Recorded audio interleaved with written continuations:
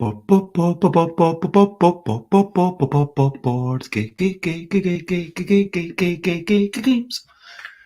games, board games.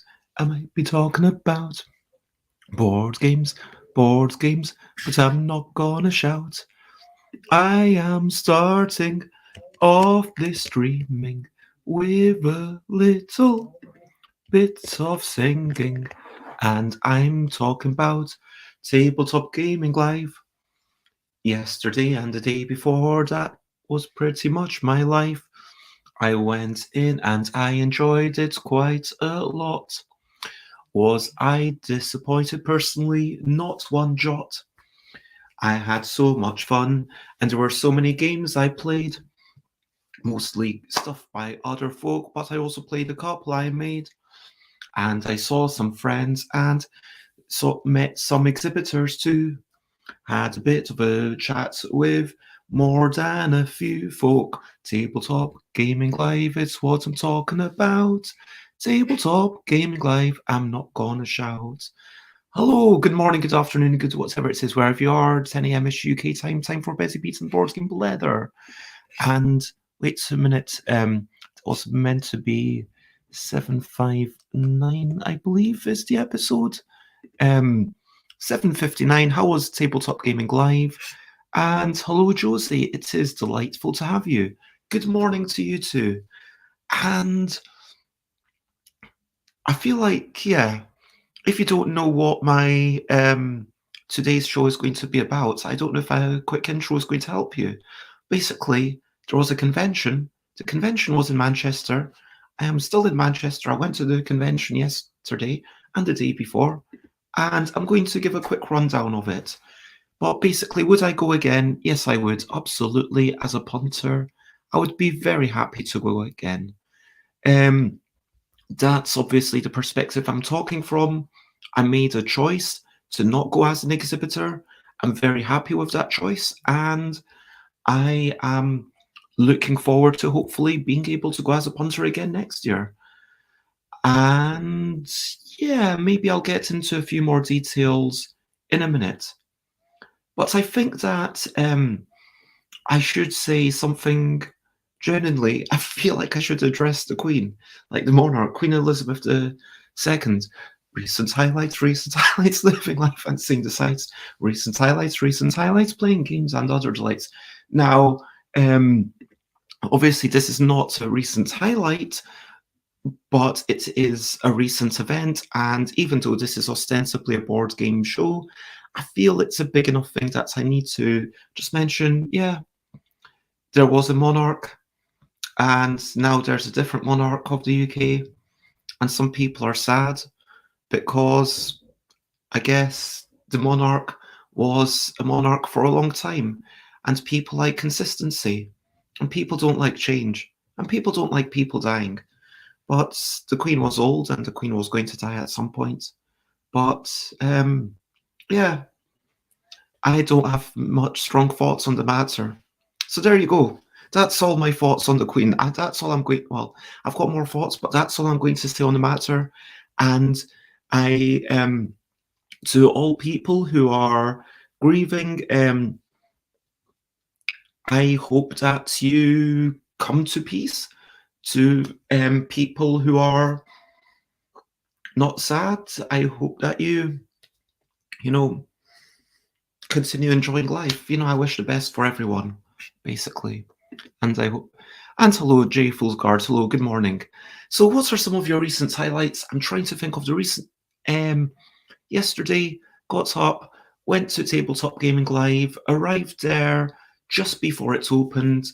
Thanks to being given a present of an exhibitor pass, I managed to walk in officially before it's opened. I did a stream. Yesterday's stream was surprisingly long. It turns out that if I've got a battery pack and I don't have a stall to run, at a convention, I will happily stream for 2 hours, possibly more, because that's how long it took me to talk to everyone. I guess that if I had a battery pack and I wasn't running a stall, I'd probably stream at UK Games Expo the entire day. But I don't know. Anyway, so that was a thing I did. Then I played games, saw Jane Garvani, lovely person. We played a few games together. I'll talk about those games in a wee bit. All of them I enjoyed, except one. Yeah, this feels really bad to say, and I feel bad because one of the designers seemed like such a nice person. But yeah, I had a great time there. Finished at 4:30, came home. I actually saw Simon Milburn, who's helped me in the past, done a couple of videos for my games and been on the stand at UK Games Expo. And Simon was working for Asmodee. I'll point out that there's the rule book for San Francisco, Ticket to Ride San Francisco, is clearly unclear enough that Simon wasn't able to understand the rules. And, well, some people weren't able to understand the rules who were working for Asmodee. And I was, that doesn't seem right. And then I read through the rules and, okay, that's the bit that you missed.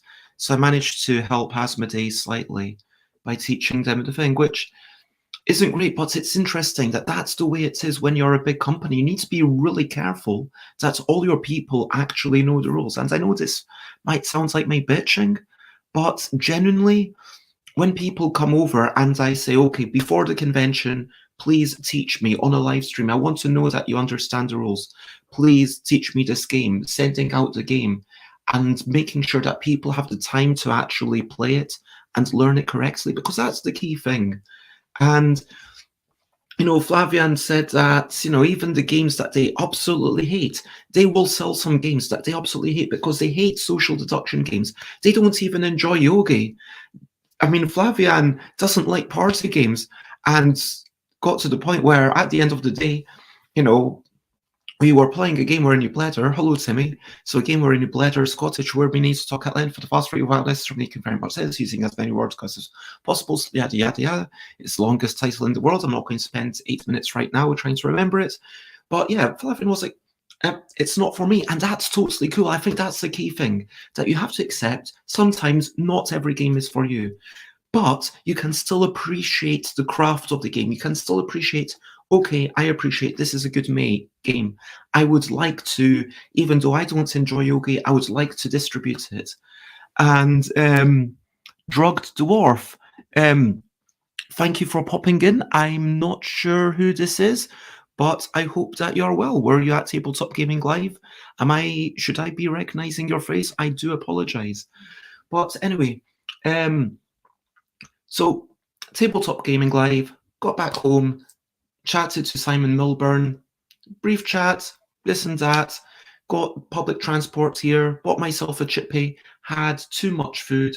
I basically had a regular portion of chips and also some goujons and some scampi and one small sausage. The sausage was like this. A chippy is a fish and chip shop. And I basically have all of the chips remaining. So yeah, I ate the fish goujons, I ate the scampi. Scampi's quite small. It was just like that. Yeah, it's good stuff. I might have another one on Tuesday, not today because everything's closed because of the Queen. Anyway, so that's basically it. Came back, had an early night, woke up obscenely early today. But let's crack on, because of course the most important thing that happened was Tabletop Gaming Live. And I would like to talk about a brilliant thing was a little thing which is brilliant, which is knowing people. I've talked about people, I've talked about meeting people, but I'm going to talk about remembering people. When it's someone that I remember, and it's not just, oh, sorry, what's your name again? It's Mark, okay. Well, Mark, oh, no, this is not my game, and no, I'm not at this convention officially. Yeah, I'm just Punter. Yeah, sure, if you want to join in, you can. And, it's lovely to meet that person, but it's even better when it's like, oh, Zoe, how are you doing? And, oh, Jane, how are you doing? It's lovely to see you. And remembering people, having that memory for people, I really appreciate. I kind of enjoy being remembered, but even more, that mutual remembering is the best thing. When it's like, you remember me, I am validated, I remember you, I don't feel guilty. So remembering people is the brilliant thing of the day. To me, I would never recommend McDonald's personally, but I don't know what a bagel bit is. I've not seen them, but I've not been in McDonald's for a while. But you know what? You do you. You do what you feel like. Do what brings you pleasure within, a certain amount of awareness of how it's going to influence your future and other people and the world. But it's not for me to dictate what to eat, but I would suggest maybe some fish fingers. That's what I would suggest. Anyway, so Tabletop Gaming Live, what was it like? And I've got some points that I wanted to talk about. Firstly, the negatives. Everyone's talking about the bad lighting. This is true. In 2 of the 6 rooms, it was really badly lit. I mean, really well lit. In 2 of the 6 rooms, it was well lit. In 4 of the 6 rooms, it was kind of like a bit low-level lighting where you might confuse a red for an orange or vice versa, or a red and a pink. You might not be able to tell them apart. You might struggle to read. And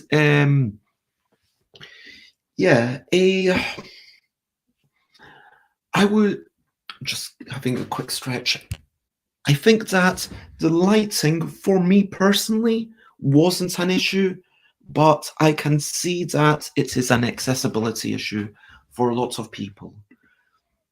The other thing, the lift.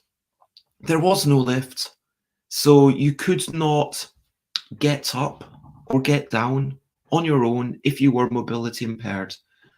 You were able to call upon someone who would then have a machine that would take you up the stairs, but you knew that you were kind of putting someone out, so you couldn't just go up the stairs, go for a lift, have a quick 5-minute look, and then go down and come up, go down as you wanted. It meant that you were kind of trapped on one of, at least I imagine if I was in that situation, I'd feel a bit more trapped because it wasn't even clear how you would call this person. That wasn't even clear what was going on. So it was something that you had to make special inquiries about. Whereas if there's a lift, then everyone knows, okay, that's the lift.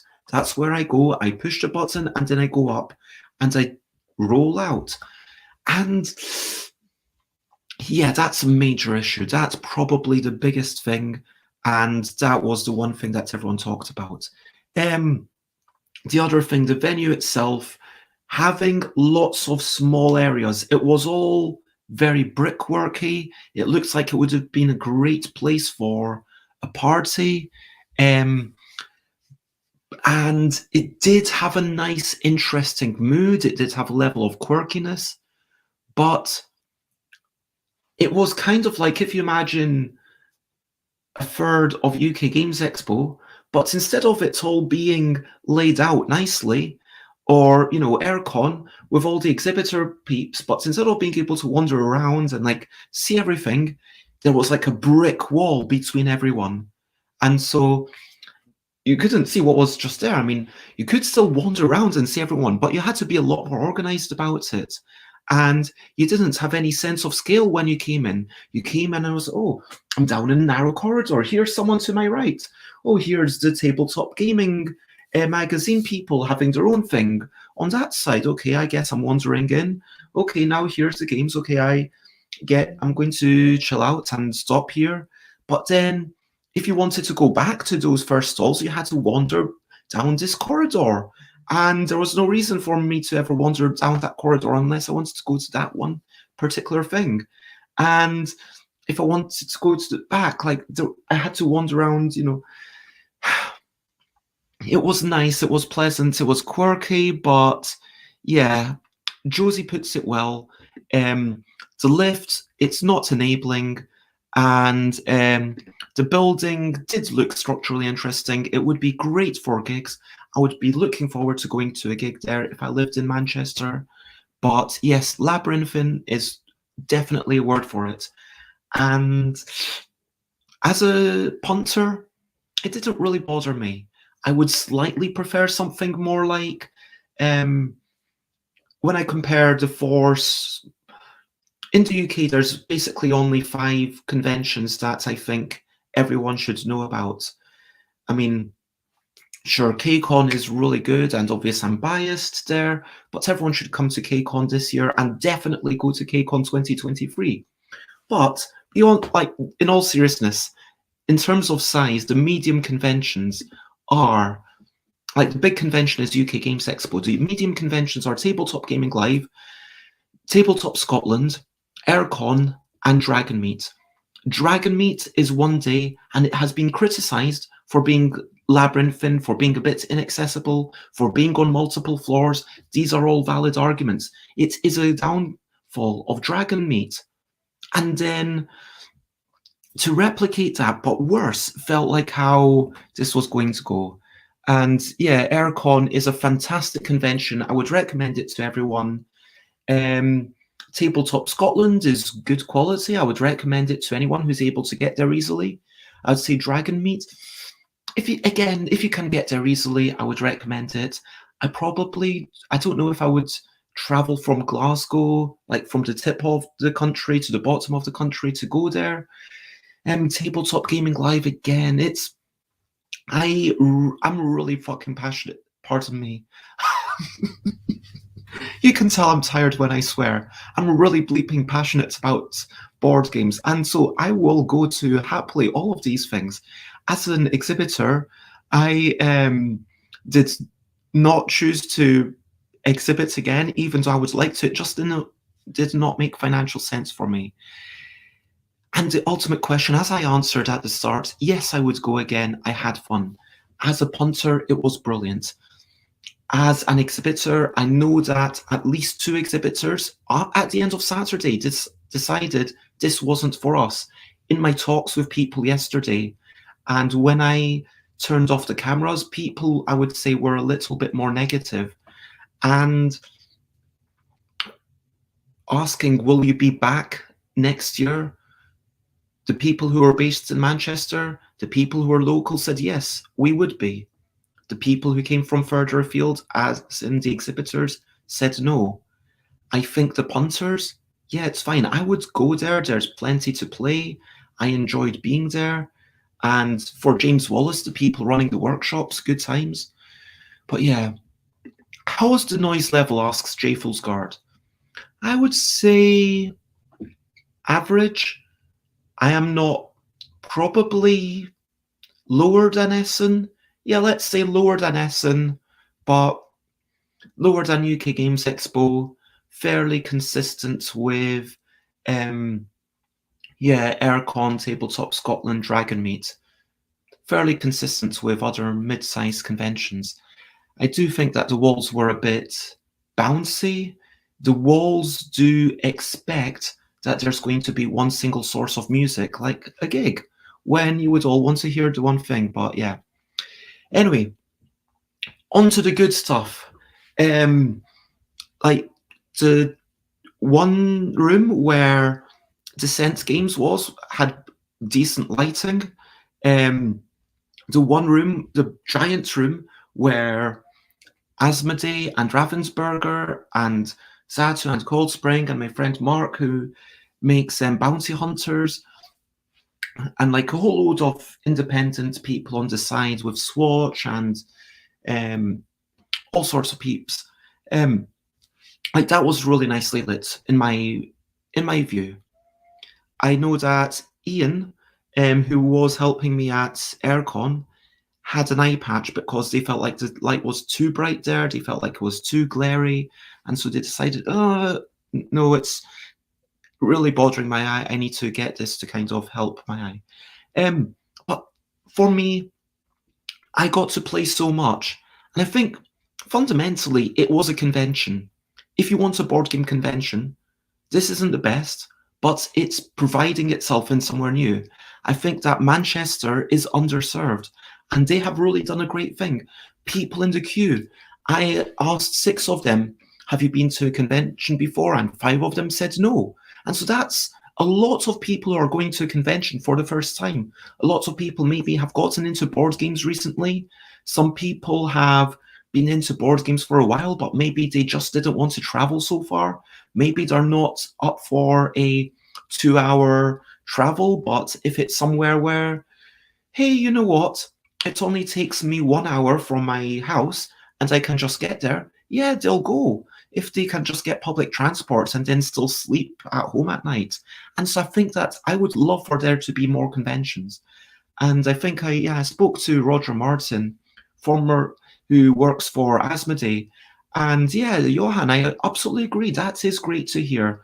And so we were talking about, yeah, let's just have more conventions. I mean, we've got something decent in London, in Harrogate, in Perth, and now we've in Birmingham, and now if you live in Manchester, as long as this continues, I think it's good enough that, yeah, you get a taste of gaming. Obviously with Asmodee alone is going to have lots of games for you, lots of new games, lots of gateway games, lots of kids games, lots of heavy strategic games. I mean, frankly, it would be a bit sad, but if Asmodee was the only company at a convention, you would still have plenty to play, and that's the truth. Let's not beat around the bush. Ravensburger, like obviously lots of stuff. And talking about the games, I feel like I should go through all the stuff that's... Yeah, there were people playtesting games that they'd been working on for a while and they felt, yeah, we're good enough to get to stand now. There were people showing off, obviously, their published games. I bought one thing which it's cost me 50p and an email. It's indie RPG about being stuck at a board game convention. Let's see if I can find it quickly. Here, stuck at a game convention. I got that. I also got The Locked Room, which this was a freebie. This is from Colossal, and this is a demo. And of course, I might keep this for like the memories, and I've got lots of photos. But yeah, there were RPG people, there were people selling pretty things. There was one weird stall where someone was selling power drinks, caffeinated drinks aimed at gamers, and I was like, yeah, this is... But like, I had a taste. They were fine. They tasted nice. They tasted fresh.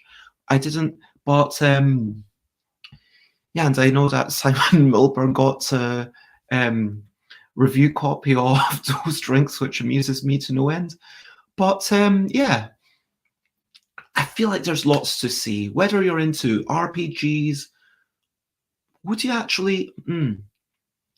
if you want... Actually, there wasn't a lot of scope to play the RPGs, I'm just realizing.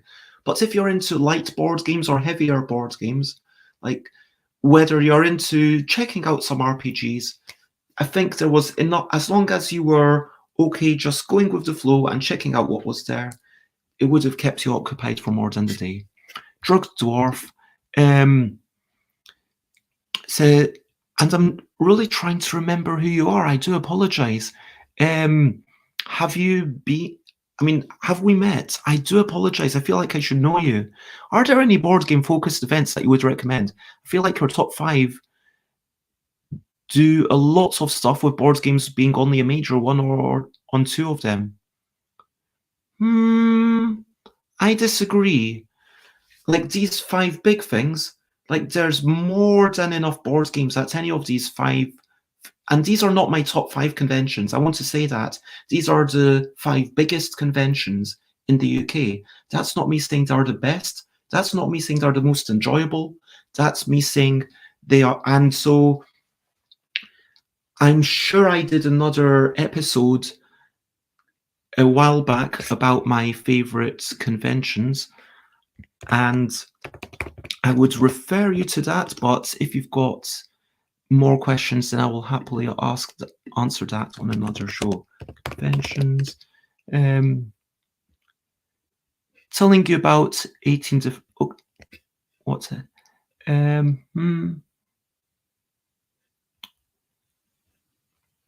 Top 5 Favorite? Yeah, probably should have a bit more of a organizational system, but I just typed in conventions, and I will link you to an old YouTube video where I talked about 18 different conventions. Hopefully that gives you an idea of which ones are right for you. You're very welcome. But if you do have any follow-up questions, ask me on Twitter or Facebook, and I will dedicate an entire thing to it. Anyway, so it was good. There wasn't a lot of RPG stuff. There could have been more RPG stuff. I don't mean in terms of selling. There was plenty to buy. There was plenty of indie RPG stuff to buy.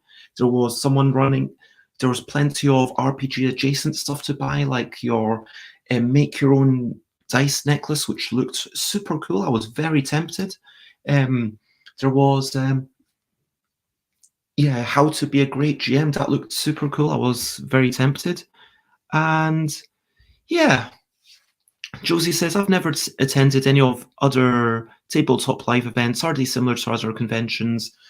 I would say, okay, ERCOT, compared to, again, I'm not saying these are the best 5 conventions, but what it is comparable to in terms of size, in terms of what it's trying to do, is Aircon, Dragonmeet, Tabletop Scotland. And when I compare it to those, if you've been to UK Games Expo, obviously shrink it down by about 7, so it's like maybe a quarter of the size, like shrink it down massively, and like maybe a 10th of the size, I don't know, shrink it down massively, and you will get an idea. But compared to all of those things, I would say Tabletop Gaming Live has the fewest events. It has the least RPG playing opportunities. It has a similar amount of open gaming, probably more open gaming than Dragonmeet, less than Tabletop Scotland, and a lot less than Aircon. I would say that, how else can I compare it? And hello, Matt, who I saw yesterday. It was lovely to see you. Who was also there. I had a bit of time to reflect on the event. It definitely seems like 2 different venues, upstairs versus downstairs. The number of people there I felt was good and quite chill. Didn't have to run around too much, even though we were only there the one day. I feel I had more than enough to see for the weekend, but I am very easygoing. I basically love all the games. I will play, as long as it's not going to take hours, I will play basically anything. So when I came in, like one of the first people I talked to told me about their game about defusing bombs, and I said, that sounds cool, I will be back to play it. And I wasn't back that same day, but I did go back the next day, partially because they said it would be about 20 minutes. And see, even if it's maybe someone's wildly incorrect, maybe they say 20 minutes and with a bigger group it's 40, but it was still a short game.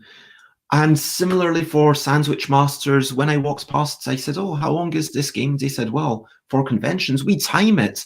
And so it's exactly 15 minutes on the timer. So, oh, that sounds exciting. I love timed games. I would not recommend that game. Wandering around the first day, I didn't play much. I was just wandering around, trying to see everyone, trying to chat to everyone. And I want to note that I know a lot of people, a lot of exhibitors were happy to chat to me because, there's things like Akroma, Matt mentions, ended up buying one of the sets, managed to get a few videos done. Hopefully the sound is okay, as it was a bit echoey here. And yeah, Akroma is one that I saw, I was interested in playing, I didn't get a chance. Library Labyrinth, I wanted to play, I didn't get a chance. When I say I didn't get a chance, it means that I didn't get round to it.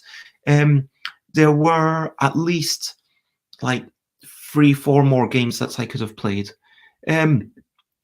I will get to this. I disagree. J Foolsguard says it's a good idea to have timed games for cons. If anyone asks me again, I will speak more about it, but I'll try to put that to the end because I have a lot to say about it, and I'm going to probably end up being quite negative.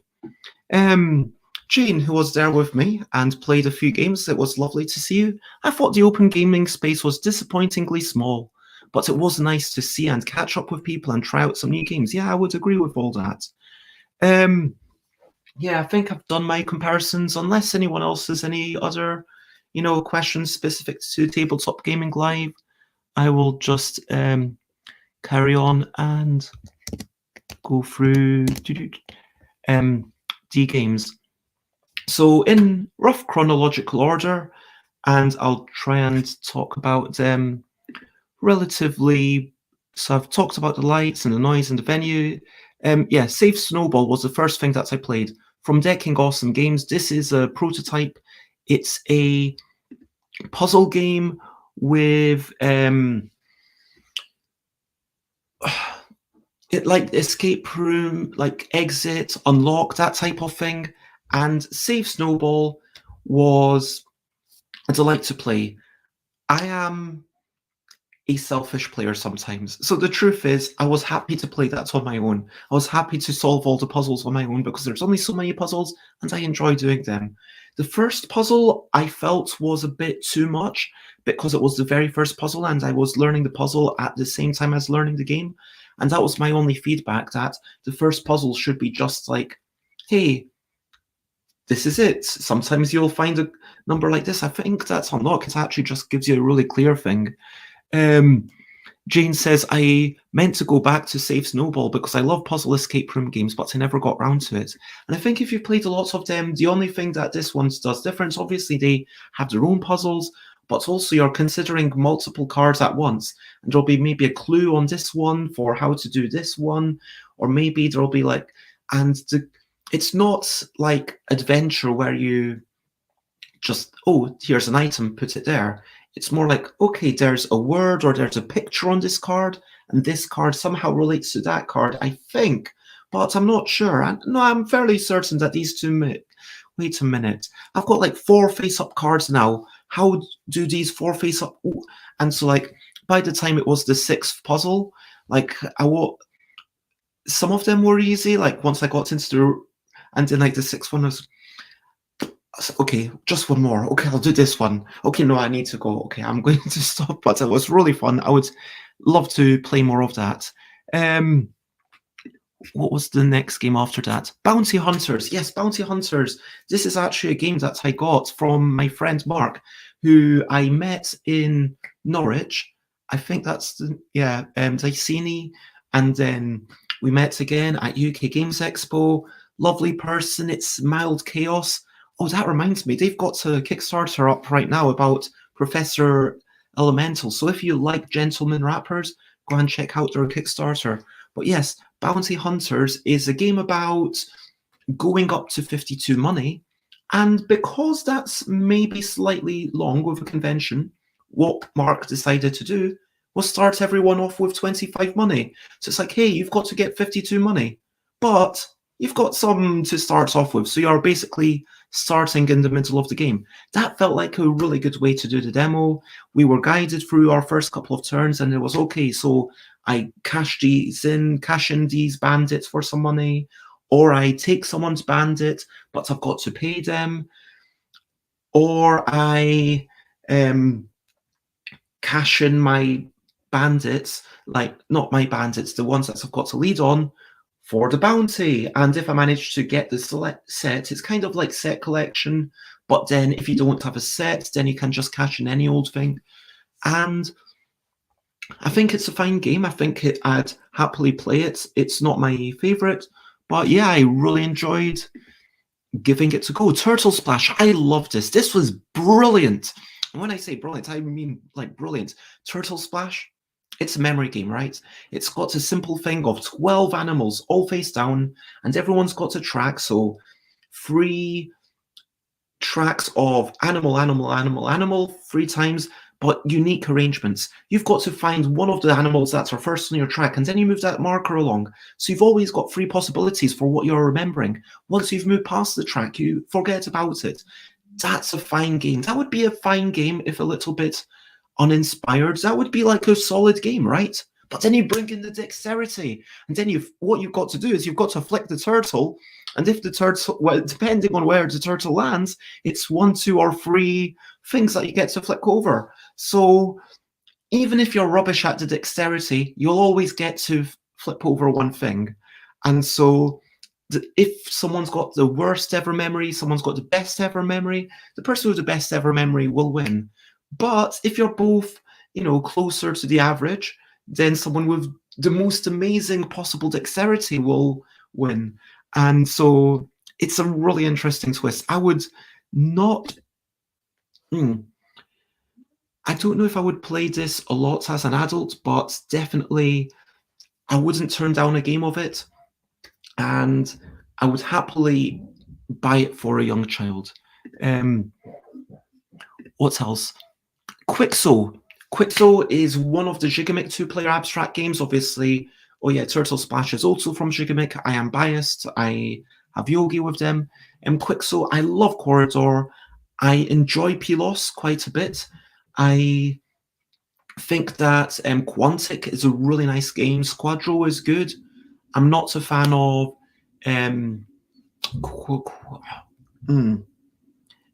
the one with the blocks.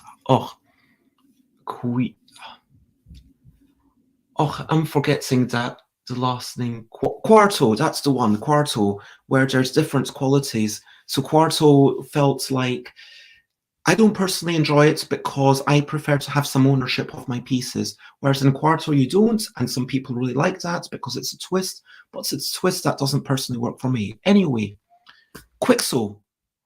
Quixo is a 2-player abstract, get 5 in a row, take a block, turn it to your face, whether that's X or 0, and then slide it in one side. So you're not necessarily just putting things on a board, trying to. It's kind of a cross between a placement game and a movement game, because yes, you're placing, but then the things can be moved by your opponents, and it's kind of like the Amazing Labyrinth, where an entire slide gets shifted, and that game has a really nice level of like a tactile quality. It's not my favorite abstract strategy game. It wouldn't be in my top 20 games. It wouldn't be in my top 10 perfect information abstract strategy games, but I would happily play it like for an entire day. If you said, Bez, this is a game I enjoy, I want to play this for an entire day, I wouldn't have suggested that, but I would be totally okay with that. But bear in mind, I really love abstract strategy games. So unless it's terrible, I'll probably say that. But yeah. And talking about that, Turtle Splash sounds like a fun game. I could potentially use it to work for both dexterity and memory rehab. Yes, I would say that you could. We did house rule it because we were getting really competitive. And so in theory, you just keep flicking until it goes all the way down to the side. But if you are really competitive, then doesn't quite work. But what I said is, okay, we are adults. We are a bit older than it says on the box, 4 years up until 9 years old. And so if we don't manage to get off the slide in 3 flicks, then we pass our turn. So, and then I think we only, once that rule was in place, we only had to pass our turn like once, maybe twice. And because if you flick with all your power, you're guaranteed at least one. The only reason to not get off the slide is because you're being really cheeky and trying to get the perfect shot. But yes, I really liked Turtle Splash. Akropolis, I think, is also brilliant. Akropolis is a simple strategy game. It's fine. I mean, you've got all the things that you would expect of how tile placements could score. You've got things on the outside, things in the middle, things in a big group, things on their own, and a 5th thing that just scores 3 points for each one, basically. And then you've got to collect the places that score, and you've got to collect the scoring stars, and you multiply them together. Kind of like King Domino, but a couple of steps up. Really nice. That would be fine. You've also got a little rock system where you get resources to buy things further down the line when you're drafting. The drafting, it works. It's all fairly pleasant, and it feels like it's done well in a work, like all the workshop, all the design is on point. But then you put stuff on top of one another. You can cover the quarries to get your stone, but here's the twist. If you've got a city or like a farm or whatever type of building on the level 2, it counts twice. On level 3, it counts 3 times. Level 4, if you get there, it counts 4 times. And obviously, building up level might not be... There's diminishing returns, like getting up onto level 2. Boom, it scores double. That's amazing. Getting up onto level 3, well, you have to know that you really want it. Getting up to level 4, that's not something you want to do every game. But it's a beautiful game. I think like the scores were really tight, like 94, 96, 100. Like there were basically, I want to say 11 points between, so I guess it would have been 105 between first and fourth. There were 4 of us playing it, but we all went down different strategies. It's a little bit about staying out of other people's ways, a little bit about, okay, how can I organize these things, a little bit about so Akropolis, I was really taken by that. Animal upon animal, but we were playing with the house rule version so that all 5 of us could play, and we basically played it like Jenga. Dragon's Breath, a wonderful Haba game where you've got rings, you remove the rings and things are going to fall out. But what will fall out? Well, you get to bet on what you would like to claim. So if a gem of the color that you've claimed that round falls out, you get all the gems of that color. And every round, it's people select the tiles for the color of gems they want to claim that round, then remove a ring. One person removes the ring. They're trying to keep their color, like they're trying to get their color to fall out, and they're trying to keep everyone else's color inside. And so it's really nice. It's a mixture of dexterity and betting and a bit of chaos. And even though I didn't write brilliant, I think this one is also brilliant. I played a few of my own, which I'm going to say are brilliant, but I'm biased. We played a game about quickly matching words to pictures, but never words to words or pictures to pictures. We played a game about cute comical creatures and trying to identify them after some mixed noises. And we played a game where we played our Scottish word we need to talk at length and fast rate of honest to make using with the very long name. Then on the second day, I did my stream, I went round, and first game for me was Sandwich Masters. I'll talk about that at the end if anyone asks me to. I also played Defuse, which was all about after a war. There's been a bunch of bombs. How can we get rid of these bombs? Now, the theme didn't really come through as thoroughly as I might have liked. I mean, my ideal game about that would be something that reminds you of the human costs and the fact that all these bombs are going to be killing people even after the war is over, because that's a really serious topic. But it's a pleasant game. It's kind of a low strategy game. There's a bit of luck of which cards are available. You take some upgrades to improve your bomb diffusing ability, and then you get objectives about what bombs you've managed to defuse, or indeed what buildings you've managed to build in the new spaces. It was lovely to meet those 2 people, and yeah, I really enjoyed playing that. That was a playtest. That and Save Snowball were the only 2 that were not yet published. Went up with Jane and we played Connnecting London, which was really exciting. Like, you've got all these different shaped pieces, and there's actually quite a surprising amount of strategy there.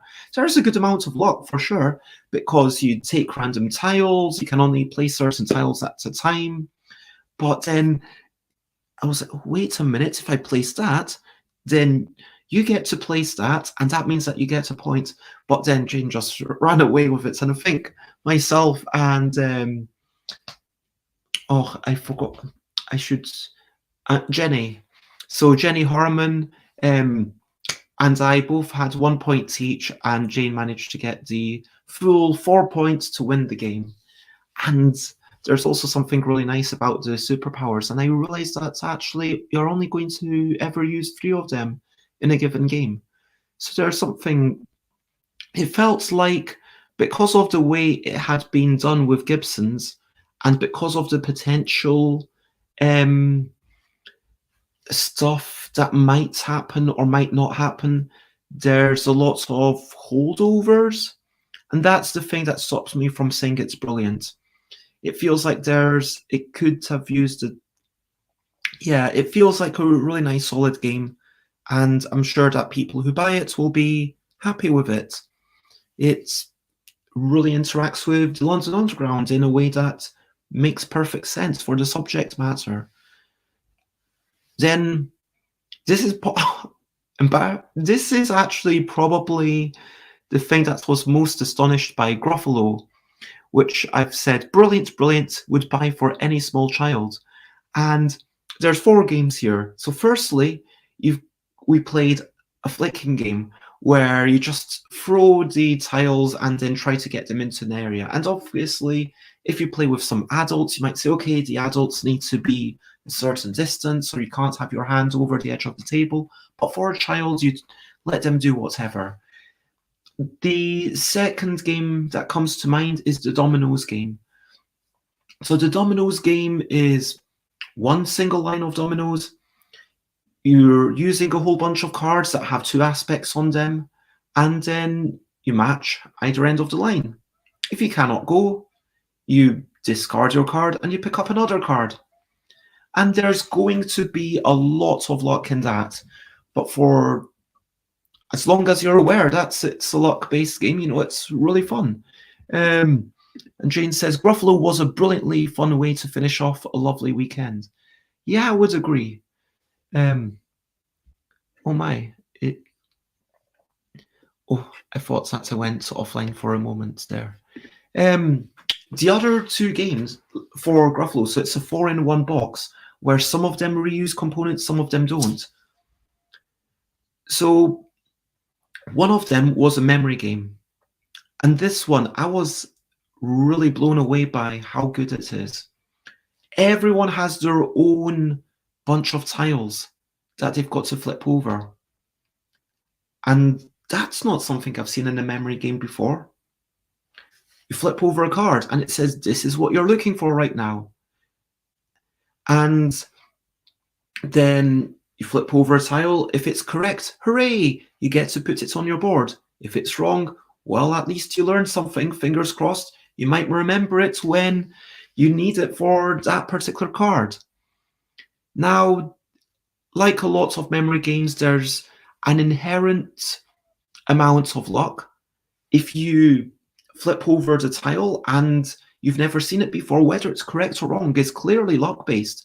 And that amount of luck feels perfect for a small child, because it means that it's not only if 2 children or 4 children are playing each other, it's not always going to be the best memory that wins. And that's really important, I think. I think a perfect information abstract strategy, as much as I love them, can be really harsh for a small child. You want a good amount of luck in there. Anyway, so that's the 3rd game. And then the 4th game, which maybe Jane can help me at this point. I'm slightly struggling. Oh my gosh. Can I find, like, I think I took a picture or a photo if Mike. No, I can't remember it. There were mouse cards, and the mouse was in place. Oh yes, the drafting, set collection drafting. Yes, set collection drafting. That was really fun. So set collection drafting, you've got 3 piles, take 4 piles even. I think it was 4. Take 2 cards off 2 of the 4 visible cards, and there's essentially 9 different types of cards. There's 3 rhymes. For example, the Gruffalo had And this is where my Gruffalo knowledge, it might be big, scary terrible claws, and terrible jaws, and terrible. There's a nice rhyme. And hello, Owen, lovely to see you. But yes, you had 3 sets to collect. Each set you had to have the start of the rhyme, the middle of the rhyme, and the end of the rhyme. And then once you'd collected all 3, you got to say the rhyme. And that was an exciting moment where everyone could just delight and sing that. And then it was, oh, then, because it plays perfectly into the rhymes, into the good qualities of the games. Jane said the drafting game was the best of the 4. I'm sure that Andrew Harmon will be delighted to hear that. And he has terrible tusks and terrible claws and terrible teeth in his terrible jaws. I love that line. And there's another threesome. You get the idea of the game. There's like 2 possible actions. Either you take 2 or you swap one with someone. And this swap one with someone else is really nice because, hey, you're putting yourself down.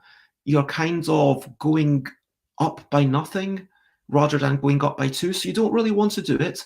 But if you're locked out, you can always do it, and it keeps the game moving. It makes the game actually work. And so it's got that little bit of spite that you could, in theory, hit someone, but it's probably not in your advantage to do that. And that's really interesting. Anyway, I was chatting to Andrew Harmon afterwards and made a game out of working out who made each thing. And yes, for the record, Brett Gilbert, with some inspiration for Tony Boydell, made the one about matching the picture, which plays really into the art of the book. And then the one about the rhyme, the drafting one, was made by Andrew Harmon, which plays really into the writing and the rhymes of the book. And they were both presenting this to the same company because, one company has the rights to the book. They both presented it to the company at the same event, and the company said, hey, we like both of these. Would you be able to work together and make a pack of 3 games? And so Andrew Harmon thought, well, what do I have? Well, maybe you could have something on the back. And that's how the mouse flicking game was made. And then after the mouse flicking game, the domino game was just like a happy accident because the domino, and I think that is reflected. Like when I look at them, those are the 2 that are probably the weakest on their own. You can sort of tell, but like as parts of that package, they do really well. They do stand up and fill out the package nicely. And so you're basically getting this kind of party kit of a whole bunch of games. And I think that it fits a variety of moods and depends on if the child's wanting to be physical or if the child's wanting to read or strategize or do memory. And I feel like they do have similar experiences, but they are all suitable for a very similar audience. So yeah, I think that was brilliant. After that, my gate went over, chatted to Fanboy Free and Flavian, gave them a hand, bringing stuff down, went home. And so, yeah, a while back, Matt said, ultimately, I had fun. And I think that's absolutely true. I enjoyed it. I really like games. I don't think there's, as a multi-day convention, it feels more worth traveling in for. I would not have traveled in from London if it was one day. And sure, if I can combine that with like being with friends and seeing friends, then even better. But on its own, no, I wouldn't do that. But like, potentially. I mean, there's other people live in London and the people who go to that convention. I think that's a decent place to end on. Yeah, if you're in Manchester, should you go next year? Yes, absolutely. If you didn't go and you live in Manchester and you're watching this, you missed out. Why were you watching me? Why are you watching the show? And well, I guess maybe you see this show at some point in the future, in which case, welcome to the show, and yeah, welcome to board gaming, and I hope you enjoy conventions. And yes, if you are considering going to it, it comes down to how easy it is for you to get to your own costs. I'm not going to make that decision for you, but I will say, if you like playing board games, if you like chatting to convention folk who are, it's quiet enough for them to have a bit of a banter with you and to have 5 minutes chat, if you like the idea of a convention where it's actually fairly quiet and you can wander around and you don't need to jostle past people, I think you will enjoy it. And so, yeah, as a punter, should you go? 100%. I think that, and this will be the one thing that I go to again that actually has a lot of exhibitors going on. I mean, don't know if I count. Yeah, KCON's a sort of special case where, yes, there's exhibitors, but they're only there for short bits of time. But yeah, if it wasn't relatively local, says Jane, I probably wouldn't bother, but as it's easy to get to, I probably will go again. And so at this point, I'm going to say, question of the day. Here's a little question before we go on our way. Question of the day. As if you have any questions to ask me, then get them in the next minute. Otherwise, my question to you is, what's the weather like where you are? It's kind of downcast and it's kind of grey and really dark outside. What's the weather like where you are? I'm genuinely curious. And over to you. What are you up to? You can share something if you want to. I'm going to spend the day of getting to know my friend and chilling out, and maybe we will play a few games together. I don't know. Maybe you will see some colouring in from me later on. Maybe I'll put something up on Twitter to decide who won. Maybe we'll play this game, Kitty Cataclysm. Maybe we'll play one of the hundreds of games available for the L deck. Maybe we'll play one of their games. I saw Castles of Burgundy and also Twilight Struggle, although it depends what they're feeling up to. And so that's what I'm up to. I'll try and get out of the house briefly, but yeah, just a gentle one. And hello, Sate. I am in Manchester. It is very dark here. Sate says it's slightly sunny and drizzling. Oh, wow. Sunny and warm. Oh, that sounds great. So yeah, all the British people, grey and damp here too. And it's cold in Nova Scotia. Oh, and it smells like hotsome across the sea, apparently. Jane says, I was considering going out for a walk, but as the weather's not great, we're being forced to play games instead. Such a terrible chore. Well, I hope that everyone has a lovely day. Yeah, that is the bulk of what I'm planning for today, just spending time with a friend, because I don't know if I will be able to, I definitely won't be able to in a couple of days' time. So even though I've got a bit of work that I would like to do in terms of sorting out stuff for conventions or sorting out stuff for episode 800 or sorting out pitching meetings or writing rule sheets for the L deck design contest, I feel like those can be put off for a couple of days. For now, let's enjoy the moment. Oh no, not games! So, recap and wrap up before we finish up. So yeah, Tabletop Gaming Live. A bit low lighting, not the biggest fan of the labyrinthine nature of the venue. It was terrible that it didn't have a lift. That was a serious issue. I imagine it might be another venue next year. We'll have to wait and see. But wherever it is, I will be going again. It was a lot of fun. I'm glad I went as a punter. I'm glad I didn't go as an exhibitor. Honestly, I'm kind of winding down anyway. I'm going to be probably coming back to, even when I head off to Thailand, come back for UK Games Expo and exhibit it, because I love it. I mean, I hope I do. I really enjoy being there, and I enjoy occasionally demoing a game. I really enjoy watching people demo my games for me. I enjoy people coming over. I enjoy chatting about my games with people. I enjoy running the 2 p.m. events. Those are the best parts of the day for me. But I love being at conventions. But I don't have to be an exhibitor all the time. And it was lovely to be on the other side.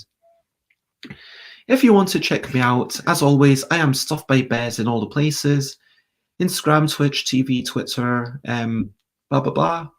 Stuffbybez.com/streams will tell you what I'm up to on the future days. Tomorrow, I'm doing a short stream about nothing in particular. If you have a question you'd like to ask, feel free to ask. Wednesday, I am chatting about Area Impulse with Alan Paul. And out of all of the mechanics on Board Game Geek so far, this is the worst defined one. So, and we aren't going to I'm not looking forward to this episode, to be honest. 762. I'm going to chat to Dr. Raluca Di Gaina, who's doing some research in London. I'm really excited to chat to them. And then, Friday I'll be doing a quick show, and Saturday I'll be talking with Rory and Chris for actually live, us sitting beside each other and talking about the utility of playing old games. Sunday might be